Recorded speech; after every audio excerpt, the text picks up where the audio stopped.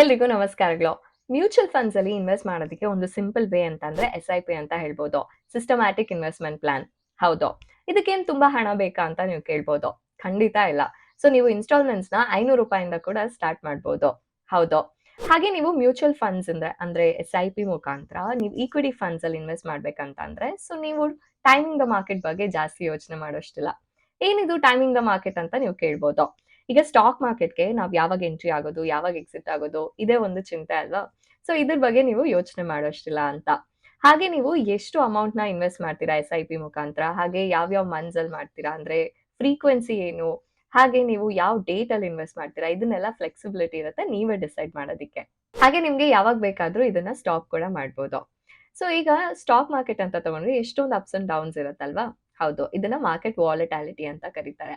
So ಈ market volatility ಏನ್ ಮಾಡುತ್ತೆ ಅಂತಂದ್ರೆ, ನಮ್ಗೆ ಎಮೋಷನಲ್ ಇನ್ವೆಸ್ಟ್‌ಮೆಂಟ್ ಡಿಸಿಷನ್ಸ್ ತಗೊಳ್ಳೋದಕ್ಕೆ ಎನ್ಕರೇಜ್ ಮಾಡುತ್ತೆ ಒಂಥರ. ಸೊ ಮಾರ್ಕೆಟ್ ವಾಲಟಾಲಿಟಿ ಇದ್ದಾಗ ನಾವು ಎಮೋಷನಲ್ ಡಿಸಿಷನ್ಸ್‌ನ ಜಾಸ್ತಿ ತಗೊಂತೀವಿ. ಅದರಿಂದ ನಮ್ಗೆ ಬಹುತೇಕ ನಷ್ಟನೇ ಆಗೋ ಸಾಧ್ಯತೆ ಇರುತ್ತೆ. ಸೊ ಆದ್ರಿಂದ ಎಸ್-ಐ-ಪಿ ಮುಖಾಂತರ ನಾವು ಇನ್ವೆಸ್ಟ್ ಮಾಡೋದ್ರಿಂದ ಈ ರೀತಿಯಾದ ಎಮೋಷನಲ್ ಡಿಸಿಷನ್ಸ್ ಇಂದ ಆಗುವಂತ ನಷ್ಟನ ನಾವು ಕಾಪಾಡ್ಕೊಳ್ಬೋದು. ಈಗ ನೀವು ಎಸ್-ಐ-ಪಿ ಮುಖಾಂತರ ಈಕ್ವಿಟಿ ಫಂಡ್ಸ್ ಅಲ್ಲಿ ಇನ್ವೆಸ್ಟ್ ಮಾಡ್ತೀರಾ ಅಂತಂದ್ರೆ ನಿಮ್ಗೆ ರುಪಿ ಕಾಸ್ಟ್ ಆವರೇಜಿಂಗ್ ಬೆನಿಫಿಟ್ ಸಿಗುತ್ತೆ. ಇದೇನು ಅಂತ ನೀವು ಕೇಳ್ಬೋದು.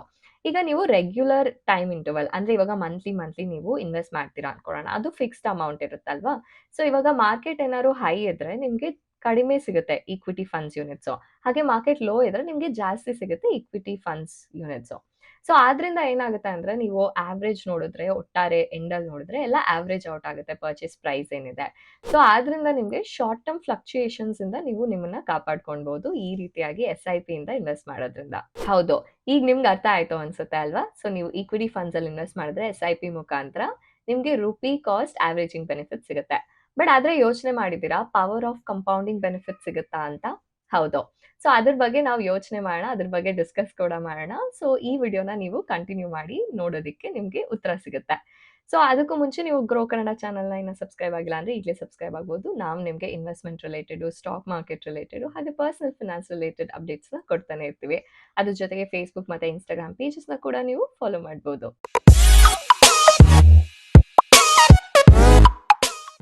ಈಗ ಬನ್ನಿ ಫಸ್ಟ್ ಎಸ್-ಐ-ಪಿ ಅಂದ್ರೆ ಏನು ಅಂತ ತಿಳ್ಕೊಳ್ಳೋಣ. ಸಿಸ್ಟಮ್ಯಾಟಿಕ್ ಇನ್ವೆಸ್ಟ್‌ಮೆಂಟ್ ಪ್ಲಾನ್ ಏನು ಅಂತ. ಇದೇನಂದ್ರೆ ಮ್ಯೂಚುವಲ್ ಫಂಡ್ಸ್ ಅವರು ಆಫರ್ ಮಾಡುವಂತ ಒಂದು ಫೆಸಿಲಿಟಿ. ಏನಂದ್ರೆ ಡಿಸಿಪ್ಲಿನ್ ಮ್ಯಾನರ್ ಅಲ್ಲಿ ನೀವು ಇನ್ವೆಸ್ಟ್ ಮಾಡ್ಲಿ ಅಂತ. ಸೊ ಈಗ ಎಸ್-ಐ-ಪಿಯ ಫ್ರೀಕ್ವೆನ್ಸಿ ಏನು ಅಂತ ಅಂದ್ರೆ, ಸೊ ಇವಾಗ ಮಂತ್ಲಿ ಅಥವಾ ಕ್ವಾರ್ಟರ್ಲಿ ಯಾವಾಗ ನೀವು ಡಿಸೈಡ್ ಮಾಡ್ತೀರಾ, ಆ ಟೈಮ್ ಇಂಟರ್ವಲ್ಸ್ ಅಲ್ಲಿ ಸೊ ನೀವು ಒಂದು ಫಿಕ್ಸ್ಡ್ ಅಮೌಂಟ್‌ನ ನೀವು ಇನ್ವೆಸ್ಟ್ ಮಾಡ್ಬೇಕಾಗುತ್ತೆ. ಸೊ ಅದೇ ಎಸ್-ಐ-ಪಿ. ಸೊ ಆ ಫಿಕ್ಸ್ಡ್ ಅಮೌಂಟ್ ಎಷ್ಟು ಅಂತ ನೀವೇ ಡಿಸೈಡ್ ಮಾಡ್ಕೊಳ್ಬೋದು. ಇವಾಗ 5,000 ಇರ್ಬೋದು, 1,000 ಇರ್ಬೋದು, ಅದೇನೇ ಇರ್ಬೋದು. ಹಾಗೆ ನೀವು ಯಾವ ಮ್ಯೂಚುವಲ್ ಫಂಡ್ ಸ್ಕೀಮ್‌ನ ಅಂತ ನೀವೇ ಡಿಸೈಡ್ ಮಾಡ್ಬೇಕಾಗುತ್ತೆ. ಸೊ ಆ ಮ್ಯೂಚುವಲ್ ಫಂಡ್ ಸ್ಕೀಮ್‌ಗೆ ಇದು ಇನ್ವೆಸ್ಟ್ ಆಗ್ತಾ ಬರುತ್ತೆ. ಸೊ ಅದನ್ನ ಯಾವಾಗ ಅಂತ ನೀವೇ ಡಿಸೈಡ್ ಮಾಡ್ಬೋದು. ಇವಾಗ ಮಂತ್ಲಿ ಪೇ ಮಾಡ್ತೀರಾ ಅಥವಾ ಕ್ವಾರ್ಟರ್ಲಿ ಪೇ ಮಾಡ್ತೀರಾ ಅಥವಾ ಇಯರ್ಲಿ. ಸೊ ಅದನ್ನ ನೀವು ಸೆಲೆಕ್ಟ್ ಮಾಡ್ಕೊಳ್ಬೋದು. ಹಾಗೆ ನೋಡ್ಬೇಕು ಅಂತಂದ್ರೆ ಕೆಲವು ಎಸ್-ಐ-ಪಿಸು ಏನ್ ಮಾಡುತ್ತೆ ಅಂದ್ರೆ ಡೈಲಿ, ವೀಕ್ಲಿ ಆಪ್ಷನ್ಸ್ ಎಲ್ಲ ಕೊಡುತ್ತೆ. ಸೊ ಆ ರೀತಿ ಕೂಡ ಇವಾಗ ವೀಕ್ಲಿ ಇನ್ಕಮ್ ಬರುತ್ತೆ ಕೆಲವ್ರಿಗೆ. ಸೊ ಅವರು ವೀಕ್ಲಿ ಕೂಡ ಮಾಡ್ಬೋದು. ಸೊ ಈ ರೀತಿಯಾಗಿ ಎಸ್-ಐ-ಪಿಯಲ್ಲಿ ನಾವು ಇನ್ವೆಸ್ಟ್ ಮಾಡ್ಬೋದು. ಈಗ ಎಸ್-ಐ-ಪಿ ಡೇಟ್ಸ್ ಏನು ಅಂತ ನೀವು ಕೇಳ್ಬೋದು. ಇದೇನಂದ್ರೆ ನೀವು ಒಂದು ಡೇಟ್‌ನ ಡಿಸೈಡ್ ಮಾಡ್ಬೇಕಾಗುತ್ತೆ. ಯಾವತ್ತು ನೀವು ಇನ್ವೆಸ್ಟ್ ಮಾಡ್ತೀರಾ ಅಂತ. ಇವಾಗ ಮಂತ್ಲಿ ಅಂತ ತಗೊಂಡಿದ್ರೆ ಪ್ರತಿ ಮಂತ್‌ನ ಯಾವ ಡೇಟು ಅಂತ, ಅಥವಾ ಕ್ವಾರ್ಟರ್ಲಿ ಅಂತ ಡಿಸೈಡ್ ಮಾಡಿದ್ರೆ ಆ ಕ್ವಾರ್ಟರ್‌ದು ಬಿಗಿನಿಂಗ್ ಅಲ್ಲಿ ಯಾವಾಗ ಡೇಟು ಅಂತ. ಸೊ ಈ ಡೇಟು ಕೆಲವು ಕಡೆ ಏನಾಗುತ್ತೆ ಎಸ್-ಐ-ಪಿಸ್ ಅಲ್ಲಿ ಫಿಕ್ಸ್ಡ್ ಇರುತ್ತೆ ಡೇಟ್ಸ್ ಅಂತ. ಬಟ್ ಕೆಲವು ಎಸ್-ಐ-ಪಿಸ್ ಅಲ್ಲಿ ಯಾವ ಮಂತಿಂದು ಯಾವ ದಿನ ಬೇಕಾದ್ರೂ ನೀವು ಇನ್ವೆಸ್ಟ್ ಮಾಡೋ ಆಪ್ಷನ್ ಕೊಟ್ಟಿರ್ತಾರೆ. ಸೊ ನೀವಾಗ ಡಿಸೈಡ್ ಮಾಡ್ಬೇಕಾಗುತ್ತೆ ಈ ದಿನ ಅಂತ. ಬಟ್ ಆ ದಿನದ ದಿನ ಅಂದ್ರೆ ತಗೊಂಡ್ರೆ ಸೊ ಎವ್ರಿ ಮಂತ್ ನಿಮ್ ಸೇವಿಂಗ್ಸ್ ಅಕೌಂಟ್ ಅಲ್ಲಿ ಅಷ್ಟು ಅಮೌಂಟ್ ಇರ್ಲೇಬೇಕಾಗುತ್ತೆ. ಸೊ ಅದನ್ನ ನೀವು ಎನ್ಶೂರ್ ಮಾಡ್ಕೊಳ್ಬೇಕಾಗುತ್ತೆ. ಇವಾಗ ಯೂಶುವಲಿ ಪ್ರಿಫರ್ ಮಾಡೋದೇನಂದ್ರೆ ನಿಮ್ ಸ್ಯಾಲರಿ ಕ್ರೆಡಿಟ್ ಆಗಿ ನೆಕ್ಸ್ಟ್ ಅಂದ್ರೆ ಮಂತ್ ಬಿಗಿನಿಂಗ್ ಇರುತ್ತಲ್ಲ 5 ಡೇಸ್ ಒಳಗೆ ಆ ತರ ನೀವು ಇಟ್ಕೊಂಡ್ರೆ ಆ ಡೇಟ್ ಒಳಗೆ ನಿಮ್ಗೆ ಸುಲಭ ಆಗುತ್ತೆ ಇನ್ವೆಸ್ಟ್ ಮಾಡೋದಕ್ಕೆ. ಈಗ ಎಸ್-ಐ-ಪಿ ಅಮೌಂಟ್ ಏನು ಅಂತಂದ್ರೆ ನೀವು ಮ್ಯೂಚುವಲ್ ಫಂಡ್ ಸ್ಕೀಮ್ಸ್ ಅಲ್ಲಿ ಎಷ್ಟು ಅಮೌಂಟ್ ನ ನೀವು ಹಾಕೋದಕ್ಕೆ ರೆಡಿ ಇದ್ದೀರಾ ಅಂತ. ಸೊ ಈ ಅಮೌಂಟ್ ನಿಮ್ಮ ಇನ್ವೆಸ್ಟ್ಮೆಂಟ್ ಅಗತ್ಯಗಳು ಹಾಗೆ ನಿಮ್ಮ ಫೈನಾನ್ಷಿಯಲ್ ಪೊಸಿಷನ್ ಅಂದ್ರೆ ನಿಮ್ಗೆ ಎಷ್ಟು ಸ್ಯಾಲರಿ ಬರುತ್ತೆ ಅದೆಲ್ಲ ನೋಡ್ಕೊಂಡು ಎಷ್ಟು ಇನ್ಕಮ್ ಬರುತ್ತೆ ಅಥವಾ ಸಪರೇಟ್ ಏನಾದ್ರು ಇನ್ಕಮ್ ಇದೆಯಾ ಇದೆಲ್ಲ ನೋಡ್ಕೊಂಡು ನೀವು ಡಿಸೈಡ್ ಮಾಡ್ಕೊಳ್ಬೇಕಾಗುತ್ತೆ. ಇವಾಗ ಲೋವರ್ ಲಿಮಿಟ್ ಅಂತ ಅಂದ್ರೆ ₹500 ಯೂಶಲಿ ಇಟ್ಟಿರ್ತಾರೆ ಎಷ್ಟೊಂದು ಎಸ್-ಐ-ಪಿಸ್ ಅಲ್ಲಿ. ಬಟ್ ಅಪ್ಪರ್ ಲಿಮಿಟ್ ಅಂತ ಏನಿಲ್ಲ. ಸೊ ನೀವು ಎಷ್ಟು ಬೇಕಾದ್ರೂ ಇನ್ವೆಸ್ಟ್ ಮಾಡ್ಬೋದು ಎಸ್-ಐ-ಪಿಸ್ ಮುಖಾಂತರ. ಸೊ ಹಾಗೆ ಇವಾಗ ಎಸ್-ಐ-ಪಿ ಸ್ಟಾರ್ಟ್ ಡೇಟ್ ಏನು ಅಂತ ನೋಡ್ಬೇಕಂದ್ರೆ, ಇವಾಗ ನೀವು ಡಿಸೈಡ್ ಮಾಡ್ತೀರಾ ಅಲ್ವಾ, ನೀವು ಯಾವಾಗ ಶುರು ಮಾಡ್ಬೇಕು ಎಸ್-ಐ-ಪಿ ಅಂತ. ಸೊ ಅದು ಸ್ಟಾರ್ಟ್ ಡೇಟ್ ಅಂತ ನಾವು ತಗೊಳ್ಳೋಣ. ಸೊ ಈಗ ಸ್ಟಾರ್ಟ್ ಡೇಟ್ ಇಂದ ನೆಕ್ಸ್ಟ್ ಮಂತ್ ಇನ್ಸ್ಟಾಲ್ಮೆಂಟ್ ಏನಿದೆ, ಸೊ ಅದಕ್ಕೆ ಅದ್ರ ಮಧ್ಯ ಮಿನಿಮಮ್ 30 ಡೇಸ್ ಇರಬೇಕು.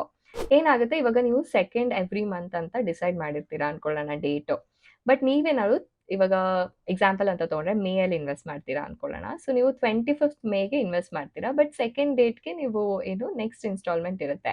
ಆಗ ಅದೇನ್ ಮಾಡುತ್ತೆ ಅಂತಂದ್ರೆ ನೆಕ್ಸ್ಟ್ ಇನ್ಸ್ಟಾಲ್ಮೆಂಟ್ಗೆ ಅದು ನೆಕ್ಸ್ಟ್ ಮೇ ಇಂದ ಜೂನ್ಗೆ ಹೋಗೋ ಬದಲು ಜುಲೈಗೆ ಹೋಗುತ್ತೆ. ಸೊ ಯಾಕಂದ್ರೆ 30 ಡೇಸ್ ಮಿನಿಮಮ್ ಗ್ಯಾಪ್ ಇರಬೇಕು. ಸೊ ಆದ್ರಿಂದ ನೋಡ್ಕೊಂಡು ನೀವು ಸ್ಟಾರ್ಟ್ ಮಾಡ್ಬೋದು. ಈಗ SIP ಎಂಡ್ ಡೇಟ್ ಅಂತ ಇರುತ್ತೆ. ಸೊ ಇದೇನು ಅಂತಂದ್ರೆ ಯಾವ ದಿನ ನೀವು ಇನ್ವೆಸ್ಟ್‌ಮೆಂಟ್‌ನ ಸ್ಟಾಪ್ ಮಾಡ್ತೀರಾ ಅಂತ. ಸೊ ಅದ್ರ ನಂತರ ಇನ್ವೆಸ್ಟ್‌ಮೆಂಟ್ಸು ಆಗೋದಿಲ್ಲ. ಅಂದ್ರೆ ಇವಾಗ ನಿಮ್ಮ ಅಕೌಂಟಲ್ಲಿ ಆಟೋ ಡೆಬಿಟ್ ಆಗ್ತಾ ಇರುತ್ತಲ್ಲ ಅಮೌಂಟ್ಸು, ಅದು ಸ್ಟಾಪ್ ಆಗುತ್ತೆ. ಸೊ ಈಗ ಏನಂತಂದ್ರೆ ಇದ್ರಿಂದ ನಿಮ್ಗೆ ರಿಡಂಪ್ಷನ್ ಏನು ಸಿಗಲ್ಲ. ಅಂದ್ರೆ ಮ್ಯೂಚುವಲ್ ಫಂಡ್ಸ್ ರಿಡೀಮ್ ಆಗ್ಬಿಡುತ್ತೆ ಈ ದಿನ ಅಂತ ಏನಿಲ್ಲ. ನೀವ್ ಇನ್ನ ಕೂಡ ಇನ್ವೆಸ್ಟೆಡೇ ಇರ್ತೀರಾ. ಬಟ್ ಮತ್ತೆ ಮತ್ತೆ ಇನ್ವೆಸ್ಟ್‌ಮೆಂಟ್ ಆಗೋದು ಸ್ಟಾಪ್ ಆಗುತ್ತೆ ಅಲ್ಲಿಗೆ. ಈಗ ಪವರ್ ಆಫ್ ಕಂಪೌಂಡಿಂಗ್ ಬೆನಿಫಿಟ್ ಸಿಗುತ್ತಾ ಅಂತ ನಾವು ನೋಡ್ಬೇಕಾಗುತ್ತೆ.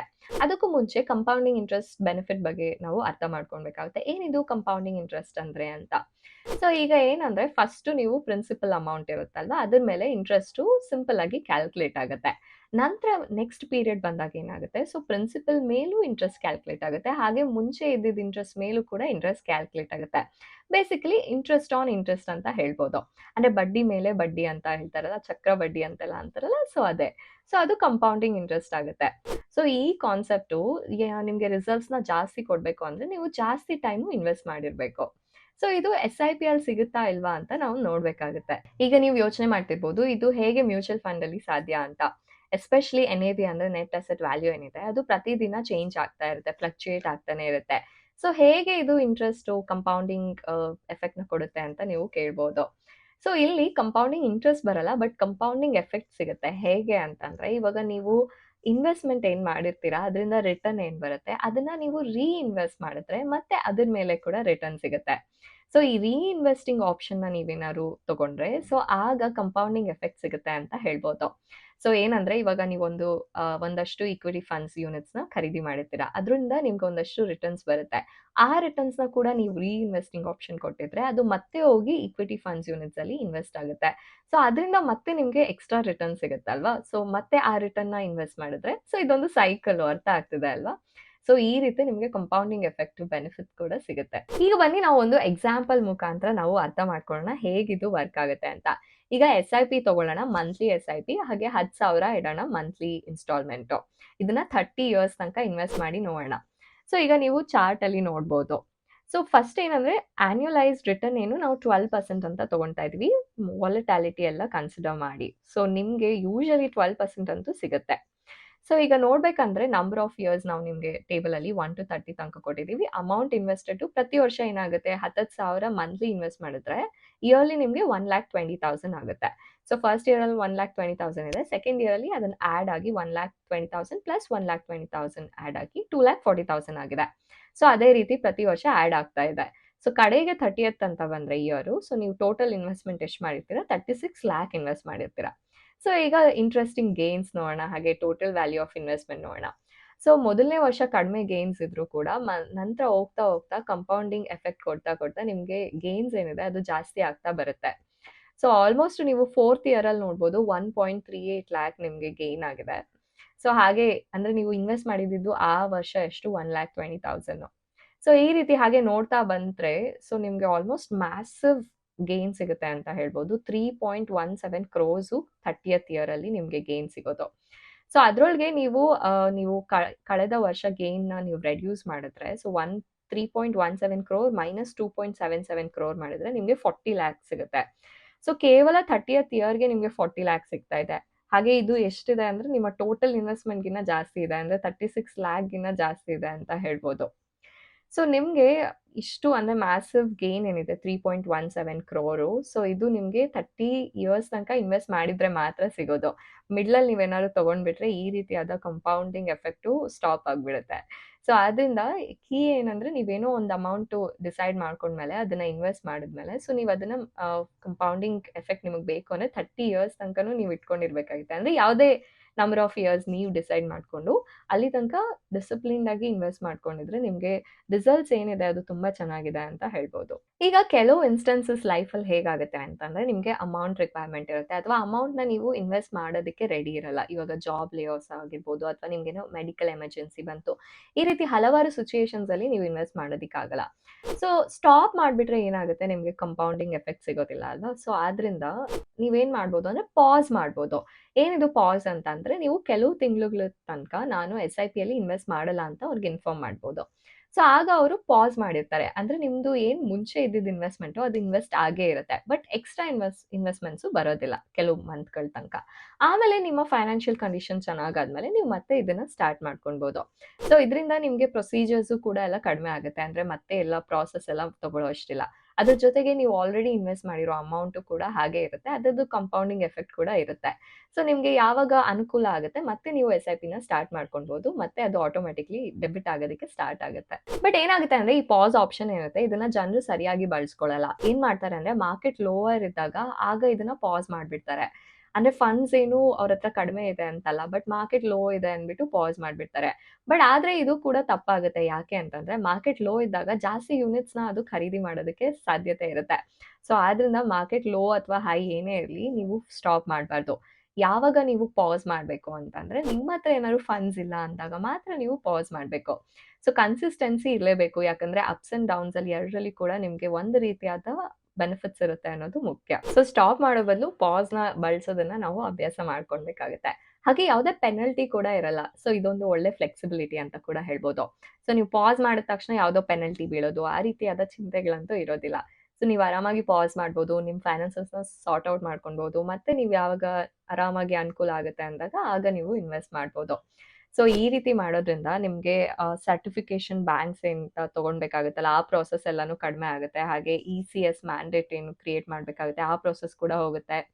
ಸೊ ಆರಾಮಾಗಿ ನೀವು ನಿಮ್ಮ ಪಾಡ್ ನೀವು ಇನ್ವೆಸ್ಟ್ ಮಾಡ್ತಾ ಹೋಗ್ಬೋದು. ಹಾಗೆ ನೀವು ಆ ಇನ್ವೆಸ್ಟ್‌ಮೆಂಟ್ಸು ರಿಡೀಮ್ ಕೂಡ ಆಗೋದಿಲ್ಲ. ಸೊ ಪಾಸ್ ಮಾಡಿದಾಗ ಸೊ ಆಗ ಅದು ಆಲ್ರೆಡಿ ನಿಮ್ಗೆ ಕಂಪೌಂಡಿಂಗ್ ಎಫೆಕ್ಟ್‌ನ ಕೊಡ್ತಾ ಬರುತ್ತೆ. ಬನ್ನಿ ಈಗ ಒಂದು ಎಕ್ಸಾಂಪಲ್ ತಗೊಳ್ಳೋಣ ನೀಟಾಗಿ ಅರ್ಥ ಆಗ್ಬಿಡುತ್ತೆ. ಸಪೋಸ್ ಇವಾಗ ನೀವು ಇನ್‌ಸ್ಟಾಲ್ಮೆಂಟ್ಸ್ ಎಲ್ಲ ಕಟ್ಟಿ ಆಲ್ರೆಡಿ 10 ಲ್ಯಾಕ್ ಆಗಿದೆ ಅಂತ ಅನ್ಕೊಳ್ಳೋಣ ನಿಮ್ದು ಕಾರ್ಪಸ್ಸು. ಸೊ ಈಗ ಏನ್ ಮಾಡ್ತೀರಾ ಪಾಸ್ ಮಾಡ್ಬೇಕು ಅಂತ ಅನ್ಕೊಂತೀರಾ. ಸೊ 4 ಮಂತ್ಸ್‌ಗೆ ಪಾಸ್ ಮಾಡ್ತೀರಾ ಅಂತ ಅನ್ಕೊಳ್ಳೋಣ. ನೆಕ್ಸ್ಟ್ ಮಂತ್‌ಗೆನೆ ನಿಮ್ದು ಮ್ಯೂಚುವಲ್ ಫಂಡು ಗ್ರೋತ್‌ನ ಕಾಣ್ಬೋದು. ಆಲ್ಮೋಸ್ಟ್ 2% ಅಷ್ಟು. ಸುಮ್ನೆ ಅಸ್ಯೂಮ್ ಮಾಡ್ಕೊಳ್ತಾ ಇರೋದು. ಸೊ ನಿಮ್ 10 ಲ್ಯಾಕ್ ಇದ್ದಿದ್ದು ಏನಾಯ್ತು 10,20,000 ಆಯ್ತು ಆ 2% ಗ್ರೋತಿಂದ. ಸಪೋಸು ನೀವೇನಾದ್ರು ನಿಮ್ಗೆ ತುಂಬಾ ಎಮರ್ಜೆನ್ಸಿ ಫಂಡ್ಸ್ ಬೇಕು ಅಂತಂದ್ರೆ ಅಷ್ಟು ಅಮೌಂಟ್‌ನ ರಿಡೀಮ್ ಮಾಡ್ತೀರಾ. ಎಷ್ಟು ಎಮರ್ಜೆನ್ಸಿ ಸಪೋಸ್ ನಿಮ್ಗೆ 1,00,000 ಎಮರ್ಜೆನ್ಸಿಗೆ ಬೇಕು ಅಂತ ಅನ್ಕೊಳ್ಳೋಣ. ಸೊ ಎಮರ್ಜೆನ್ಸಿಗೆ ಬೇಕಾಗಿದ್ದ ಅಮೌಂಟ್‌ನ ಮಾತ್ರ ನೀವು ತೆಗೆದ್ರೆ ಇನ್ನ 9,00,000 ಏನಿರುತ್ತೆ ಅದು ಕೂಡ ಇನ್ವೆಸ್ಟೆಡ್ಡೇ ಇರುತ್ತೆ. ಸೊ ಈ ರೀತಿ ಎಷ್ಟಾಗುತ್ತೆ ಅಷ್ಟು ಅಮೌಂಟು ಇನ್ವೆಸ್ಟೆಡ್ಡೇ ಇಟ್ಟಿದ್ರೆ ಲಾಂಗ್ ಟರ್ಮಲ್ಲಿ ಆಗ ನಿಮ್ಗೆ ಕಂಪೌಂಡಿಂಗ್ ಬೆನಿಫಿಟ್ ಸಿಗುತ್ತೆ. ಹಾಗೆ ನಿಮ್ಮ ಅಮೌಂಟು ಎಷ್ಟು ರಿಟರ್ನ್ಸ್‌ನ ಪಡ್ಕೊಳ್ಳುತ್ತೆ ಅನ್ನೋದು ನಿಮ್ಮ ಫಂಡ್ ಪರ್ಫಾರ್ಮೆನ್ಸ್ ಮೇಲೆ ಡಿಪೆಂಡ್ ಆಗಿರುತ್ತೆ. ಹೌದು. ಸೊ ಆದ್ರಿಂದ ಮ್ಯೂಚುವಲ್ ಫಂಡ್ಸ್‌ನ ಒಳ್ಳೆ ಮ್ಯೂಚುವಲ್ ಫಂಡ್ಸ್‌ನ ಸೆಲೆಕ್ಟ್ ಮಾಡೋದು ತುಂಬಾನೇ ಇಂಪಾರ್ಟೆಂಟ್ ಆಗುತ್ತೆ. ಸೊ ಹಾಗೆ ನೀವು 1 ಇನ್‌ಸ್ಟಾಲ್ಮೆಂಟ್ ಅಥವಾ 2 ಇನ್‌ಸ್ಟಾಲ್ಮೆಂಟ್ ಸ್ಕಿಪ್ ಮಾಡಿದ್ರಿ ಅಂತ ಅನ್ಕೊಳ್ಳಿ. ಆಗ ನಿಮ್ಮ SIP ಏನು ಕ್ಯಾನ್ಸಲ್ ಆಗಲ್ಲ. ಬಟ್ ಆದ್ರೆ ನೀವು 3 ಇನ್‌ಸ್ಟಾಲ್ಮೆಂಟ್ಸ್ ಒಟ್ಟೊಟ್ಟಿಗೆ ಸ್ಕಿಪ್ ಮಾಡಿದ್ರಿ ಅಂತ ಅನ್ಕೊಳ್ಳೋಣ. ಅಂದ್ರೆ ಇನ್ ಅ ರೋ. ಸೊ ಆಗ ನಿಮ್ಮ SIP ಕ್ಯಾನ್ಸಲ್ ಆಗೋ ಸಾಧ್ಯತೆ ಇರುತ್ತೆ. ಹಾಗೆ ಪೆನಲ್ಟಿ ಕೂಡ ಬೀಳೋ ಸಾಧ್ಯತೆ ಇರುತ್ತೆ. ಇದನ್ನ ಅಸೆಟ್ ಮ್ಯಾನೇಜ್ಮೆಂಟ್ ಕಂಪನಿ ಡಿಸೈಡ್ ಮಾಡುತ್ತೆ. ಸೊ ಅವರ ರೂಲ್ಸ್‌ನ ಫಸ್ಟೇ ತಿಳ್ಕೊಳ್ಳೋದು ತುಂಬಾನೇ ಇಂಪಾರ್ಟೆಂಟು. ಹಾಗೆ ನಮ್ಮ ಗ್ರೋ ಕನ್ನಡ ಚಾನಲ್‌ಗೆ ನೀವಿನ್ನ ಸಬ್ಸ್ಕ್ರೈಬ್ ಆಗಿಲ್ಲ ಅಂದ್ರೆ ಈಗಲೇ ಸಬ್ಸ್ಕ್ರೈಬ್ ಆಗ್ಬೋದು. ಹಾಗೆ ಈ ಮಾಹಿತಿ ನಿಮ್ಗೆ ಇಷ್ಟ ಆಗಿದ್ರೆ ನೀವು ಲೈಕ್ ಕೂಡ ಮಾಡ್ಬೋದು. ನಾವು ನಿಮ್ಗೆ investment related, stock market related ಹಾಗೆ ಪರ್ಸನಲ್ ಫೈನಾನ್ಸ್ ರಿಲೇಟೆಡ್ ಅಪ್ಡೇಟ್ಸ್‌ನ ಕೊಡ್ತಾನೆ ಇರ್ತೀವಿ. ಅದ್ರ ಜೊತೆಗೆ ಇನ್‌ಸ್ಟಾಗ್ರಾಮ್ ಮತ್ತೆ ಫೇಸ್‌ಬುಕ್ ಪೇಜಸ್‌ನ ಕೂಡ ನೀವು ಫಾಲೋ ಮಾಡ್ಬೋದು. ಧನ್ಯವಾದಗಳು.